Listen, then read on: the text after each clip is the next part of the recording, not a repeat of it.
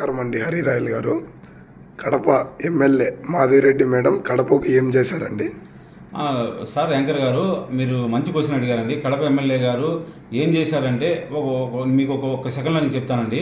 Kadapa MLA Madhavi Reddy గారు వచ్చిన తర్వాత కడప రూపురేఖలే మారిపోయినాయి. చరిత్ర తిరగరాసిన వ్యక్తి. కడప జిల్లాలో గంజాయి అనేది లేకుండా చేసి ఇంతకుముందు గంజాయి వనంలో ఉన్న కడపను ఆమె తులసి వనంలాగా మార్చింది.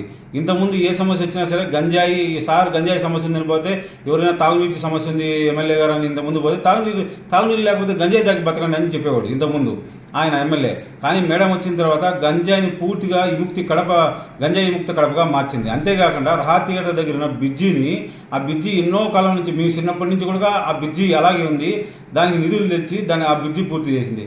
అంతే విధంగా కాకుండా సాయమని గడప దొక్కితే పేద బడుగు బలహీన వర్గాల కోసం సాయమని గడప గొప్పితే ఎంటమిడితే జస్టిస్ అట్ స్పాట్ అంటే సత్వరమే న్యాయం అప్పటికప్పుడే పరిష్కారం అంటే అప్పటికప్పుడు పరిష్కారం ఇచ్చి ఎన్నో సమస్యలు వచ్చినా సరే అధికారులతో మాట్లాడి ఎప్పటికప్పుడు సమస్యలు పరిష్కరించింది. అంతేకాకుండా కొన్ని వేల మందికి కొన్ని వందల మందికి సీఎం రిలీఫ్ ఫండ్ ఇప్పించింది ఒక్క రూపాయి కరప్షన్ లేకుండా. మా ఎమ్మెల్యే ఈ గ్రేట్ లీడర్ ఎందుకు చెప్తున్నారు అంటే ఆమె మీద బురద జల్లాలని చూస్తున్నారు. ఇంతకుముందు సీఎం రిలీఫ్ ఫండ్ కావాలంటే ఆ ఎమ్మెల్యే దగ్గర ఉండే చెంచాలకు 10,000 5,000 సమర్పించాలా, కలెక్టర్ ఆఫీస్లో సమర్పించాలా. అలాంటిది zero corruption transparent CM relief fund ఎంత వస్తుందో అంతే, ఎంత సీఎం రిలీఫ్ ఫండ్ వస్తుందో అంతా కూడా డైరెక్ట్గా మన ఎవరైతే బాధితులు ఉన్నారో వాళ్ళ అకౌంట్కి వెళ్ళిపోతుంది. అది మాధవిరెడ్డి గారు.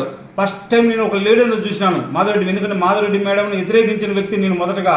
ఎందుకంటే ఆమె కూడా మిగతా నాయకుల్లాగా ఇప్పుడు ఎలక్షన్ టైంలో నామినేషన్లో ఆమె కూడా మిగతా నాయకుల్లాగా కరప్షన్ చేస్తుందేమో, కార్పొరేషన్లో కరప్షన్ చేస్తుందేమో, సీఎం నిధుల్లో కరప్షన్ చేస్తా అనుకున్నా. కానీ ఫస్ట్ టైం ఒక లీడర్ను చూశాను మాధవిరెడ్డి మేడం అంటే ఒక లీడరు.